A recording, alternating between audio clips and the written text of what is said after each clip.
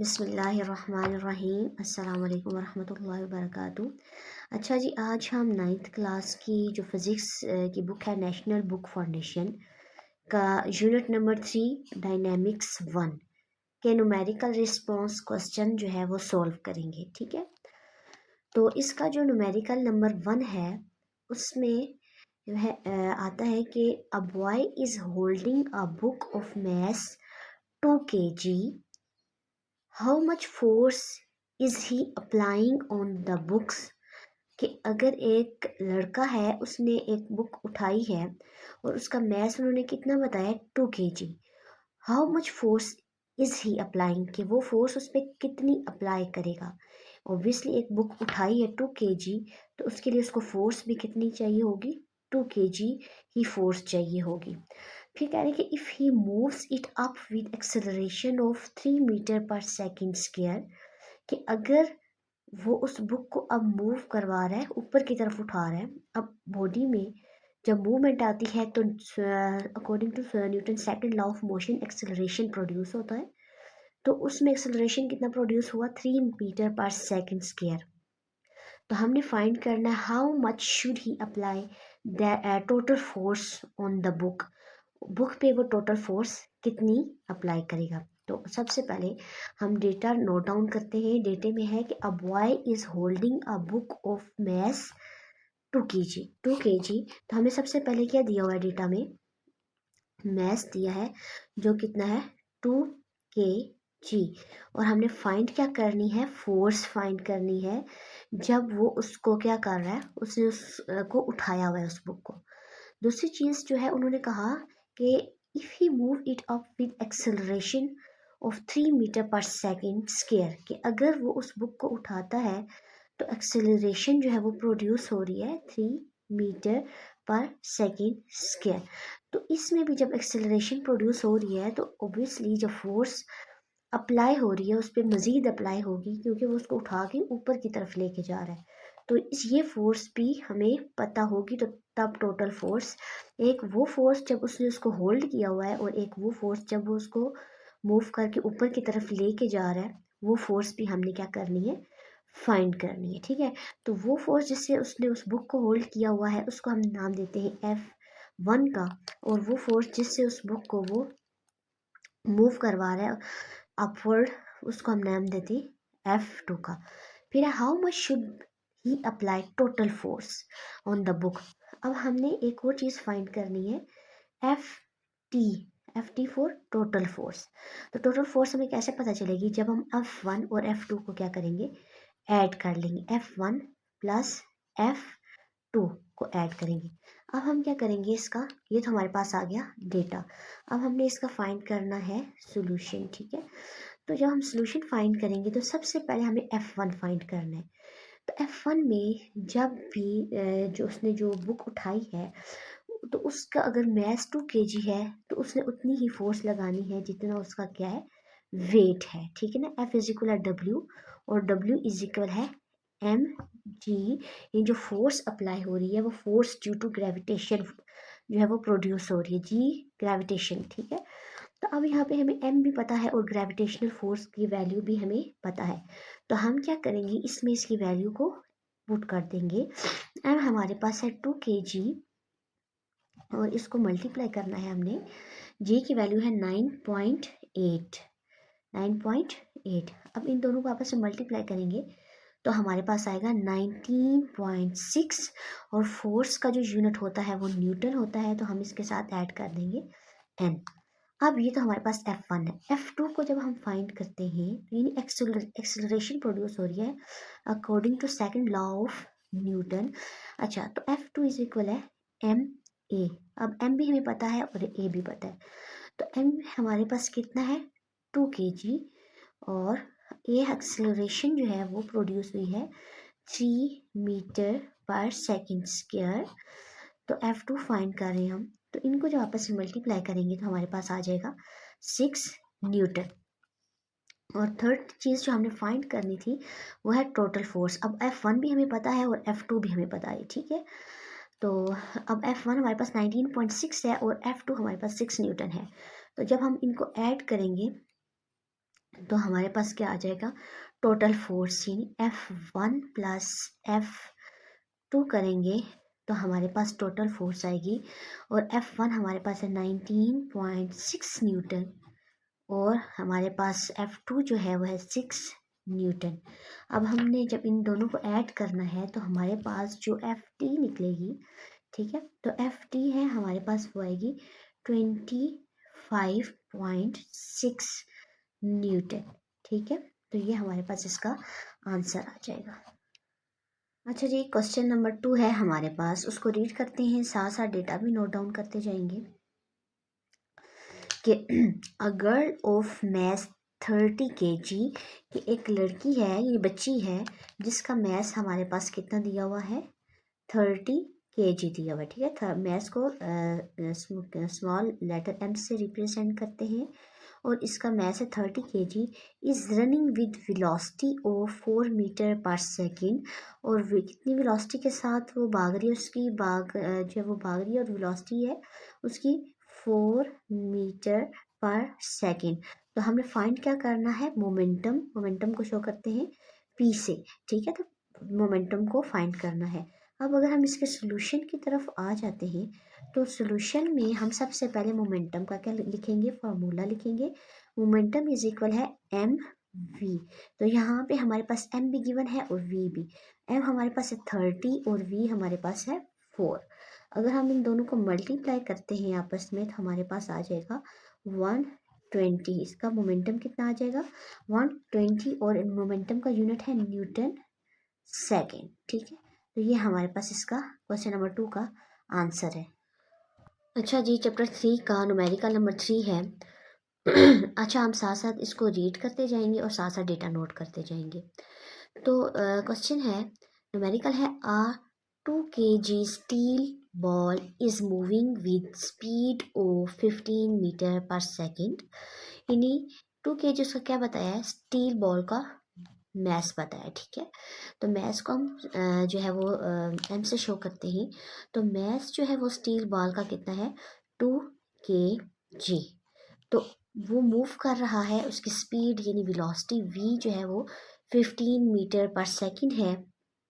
तो स्पीड को हम शो करते हैं 15 मीटर पर सेकंड, और साथ ही वो क्या करता है, हिट करता है। ठीक है, बॉल जा रही है और वो हिट करता है किसी सैंड से, बल्क ऑफ सैंड से। ठीक, अब वो बल्क ऑफ सैंड से हिट करने के बाद जो है वो comes to rest in 0.2 second. अब वो रेस्ट पे आ चुका है, यानी अब उसकी जो वेलोसिटी है, जब रेस्ट पे कोई भी चीज़ आ जाती है तो उसकी वेलोसिटी जो है वो ज़ीरो हो जाती है। तो इसका मतलब है जो पहले वाली वेलोसिटी थी, ये जो वेलोसिटी थी, ये इसकी इनिशियल वेलोसिटी थी, और ये इसकी क्या आ गई है, फाइनल वेलोसिटी आ गई है। अब जो इसका सेकंड जो है यहाँ पे ये हमें बताया है इसका टाइम t, तो अब t जो है वो हमारे पास आ जाता है 0.2 सेकेंड। अब हमने फाइंड करना है force applied by sand bulk on the ball. अब हमने फाइंड क्या करना है, यहाँ पे फोर्स जो है वो अप्लाई कर, जो बल्क सैंड बल्क ने बॉल को रेस्ट पोजीशन पे लाने के लिए अप्लाई की है, वो हमने क्या करनी है, उसका फोर्स जो है वो फाइंड करनी है। हम सॉल्यूशन की तरफ आ जाते हैं। ठीक है, तो सॉल्यूशन में हमारे पास है कि सबसे पहले फोर्स डेटा हमें गिवन है, हम एक लाइन में भी लिख सकते हैं इसको। ठीक है, अब जो हमारे पास फोर्स है उसका फॉर्मूला है F इज इक्वल है एम ए। एम तो हमें दिया हुआ है 2 kg, मगर ए हमारे पास नहीं है, तो हम ए का फॉर्मूला यूज़ कर लेंगे। ए का फॉर्मूला, ए को पहले फाइंड करेंगे। तो ए का जो फॉर्मूला है हमारे पास वो है VF माइनस VI/T। अब ये हमारे पास VF भी गिवन है, VI भी गिवन है, हम इसमें इसकी वैल्यूज़ पुट कर लेते हैं। ठीक है, तो हमारे पास VF कितना है 0, और VI कितना है 15 मीटर पर सेकेंड, और जो T टाइम है वो है 0.2। अब इसमें 0 में इसको प्लस करेंगे तो -15 ही आएगा, और 0.2, और अब इसको डिवाइड करेंगे तो हमारे पास एक्सेलरेशन जो है वो आ जाएगी -75 मीटर पर सेकेंड स्क्वायर। ठीक है। अब नेगेटिव एक्सेलरेशन आई है। नेगेटिव एक्सेलरेशन क्या क्या मतलब है ये हम समझ लेते हैं। नेगेटिव एक्सेलरेशन मीन्स कि जो नेगेटिव एक्सेलरेशन मीन हो उसका है कि ये डी नेगेटिव एक्सेलरेशन मीन ये पता होना चाहिए, ठीक है, नेगेटिव और पॉजिटिव के कॉन्सेप्ट के बारे में कि negative acceleration mean deceleration deceleration कि डीसेलरेशन क्या मतलब कि डीसेलरेशन वेलोसिटी की वजह से ना एक्सेलरेशन प्रोड्यूस होती है। तो जब नेगेटिव एक्सेलरेशन होती है तो उसका मतलब होता है कि डीसेलरेशन हो रही है, यानी एक्सेलरेशन डिक्रीज हो रही है। और एक्सेलरेशन डिक्रीज क्यों हो रही होती है? क्योंकि उस टाइम जो है वो उसकी वेलोसिटी डिक्रीज होती है। जब भी वेलोसिटी डिक्रीज होती है हम कहते हैं ये जो है वो क्या हो रही है, डिसेलरेशन। जाहिर सी बात है जब भी बॉल जो है वो वेलोसिटी माइनस 15 मीटर पर सेकंड के साथ जा रही है और रेस्ट पे ज़ीरो उसकी आ गई है, तो वहाँ यहाँ पे वेलोसिटी उसकी क्या होगी है, कम होगी है। तो इसकी एक्सेलरेशन भी जो क्या हो जाएगी, कम हो जाएगी। तो जो जब भी एक्सेलरेशन कम होती है हम कहते हैं डिसेलरेशन होगी है, ठीक है। अब हमने ए की वैल्यू जो है वो फाइंड कर ली है, ठीक है। अब ए की वैल्यू फाइंड कर लिया। अब हमारे पास फॉर्मूला है एफ इज इक्वल एम ए।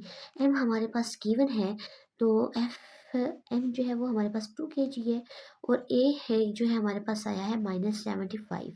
क्या आया है? -75। अब इन दोनों का आपस में जब हम मल्टीप्लाई करेंगे तो फोर्स हमारे पास कितनी आ जाएगी, -150 न्यूटन, -150 न्यूटन। अब यहाँ पे माइनस क्यों आया, ये माइनस भी समझ लेते हैं। अब ये नेगेटिव साइन इस वजह से आया है क्योंकि इसका मतलब है कि इसकी डायरेक्शन क्या होगी है, ऑपोजिट होगी है। ऑपोजिट डायरेक्शन को शो कर रहा है कि अगर यहाँ पे बल्क ऑफ सैंड है, यहाँ से बॉल आ रही है, इसके साथ टकराएगी तो दोबारा इसने इसको किस तरफ हिट करना है, पुश करना है इसको ऑपोजिट साइड की तरफ। उसकी डायरेक्शन जो है वो ऑपोजिट हो जाएगी। इस वजह से इसमें जो है वो हमारे पास नेगेटिव का साइन आएगा और ये हमारे पास जो है वो इसकी फोर्स जो है वो जो अप्लाई हुई है सैंड बल्क की तरफ से -150 न्यूटन। ये इसका आंसर है। अच्छा जी, चैप्टर नंबर 3 का क्वेश्चन नंबर 4 है। हम साथ साथ रीड करते जाएंगे और साथ साथ हम डेटा भी लिखते जाएंगे, ठीक है। तो क्वेश्चन है 100 grams bullet is fired from 5 kg gun, ठीक है। यहाँ ग्राम भी हमारे पास मास मैस दिया हुआ है और गन भी हमें क्या दिया हुआ है, मैस दिया हुआ है। गन का भी मैस दिया है 5 kg। अब ये जो मैस दिया है ये हमें बुलेट का दिया है, ठीक है, और ये मैस जो हमें दिया है ये गन का दिया है। अब बुलेट का मैस छोटी होती है ऑब्वियसली इसका मैस भी कम है और गन का जो बड़ी है तो इसका मैस भी ज़्यादा है। तो अब हम इन दोनों को डिफ्रेंशिएट करने के लिए जो बुलेट का है उस मैस के साथ बी लिख देंगे और जो गन का है उसके साथ हम क्या लिख देंगे, जी। तो डेटा नोट डाउन करते हैं। जो मैस हमारे पास बुलेट का है, ठीक है, बी फॉर बुलेट, वो कितना है 100 ग्राम, ठीक है। और जो हमारे पास मैस जो गन का है वो है 5 kg। क्या है, 5 kg। अब यहाँ पे जो है वो यूनिट देखिए डिफरेंट है, ये ऐसा यूनिट है तो इसको भी हमें चेंज करना पड़ेगा, ठीक है, इसको भी kg में लाना पड़ेगा। तो kg को इधर ही हम इसको चेंज कर देते हैं। अब kg में इसको कन्वर्ट करने के लिए 1000 के साथ डिवाइड करेंगे। तो जब 1000 से डिवाइड करेंगे तो हमारे पास आ जाएगा 0.1 kg, ठीक है। अब हमारे पास नेक्स्ट है कि muzzle velocity of bullet is 20 metre per second. किसकी वेलोसिटी हमारे पास कितनी है, बुलेट की। तो हम यहाँ पे लिख लेंगे v and velocity of bullet, v for bullet, ये कितनी है 20 मीटर पर सेकेंड। और find recoil velocity of the gun. कि रिकॉइल वेलोसिटी क्या होती है कि जब भी फायर किया जाता है बुलेट निकलती है तो एक झटका सा लगता है पीछे की तरफ, हम उसे कहते हैं रिकॉइल वेलोसिटी। तो वो वेलोसिटी किसकी होती है हमारे पास, वो वेलोसिटी होती है गन की, ठीक है। तो गन की वेलोसिटी को हमने क्या करना है, फाइंड करना है। अच्छा जी, अब हमारे पास जो सोल्यूशन की तरफ आ जाते हैं और सोल्यूशन में है according to law of conservation of momentum, ठीक है। कौन सा लॉ हम लिख भी लेते हैं यहाँ पे, law of conservation of momentum, ठीक है, law of conservation of momentum. इसके अकॉर्डिंग हम इसको जो है वो सॉल्व करेंगे कि एम वी इज इक्वल है एम वी, यानी ये हम लिख लेते हैं गन की जो है मैस है, और ये गन की वेलोसिटी है, और ये बुलेट का मैस है, और ये बुलेट की वेलोसिटी है। हमने फाइंड क्या करना है, we ji, velocity of the gun, ठीक है। मैस ऑफ द गन हमें पता है, और जो चीज़ फाइंड करनी है वो इधर इधर ही हम छोड़ देंगे, और दूसरी साइड पे हम इसको एम जी को ले जाएंगे, यानी मैस ऑफ द गन। तो यहाँ पे ये मल्टीप्लाई हो रहा है, और इक्वल की दूसरी साइड जाके जो है वो क्या हो जाएगा, यहाँ पे ये एम जी जो है वो डिवाइड हो जाएगा। अब हमें इन सारों की जो है वो पता है, जो इनके मैस भी, वेलोसिटी भी, और मैस ऑफ गन भी पता है। तो हम वैल्यूज पुट कर लेंगे। यहाँ पे हमारे पास आता है 0.1, और वेलोसिटी जो आती है हमारे पास है 20, ठीक है, और मैस जो है हमारे पास आता है 5। तो इनको जब हम आपस में मल्टीप्लाई करेंगे तो हमारे पास आएगा 2/5, और वेलोसिटी ऑफ द गन जो है वो हमारे पास आ जाती है,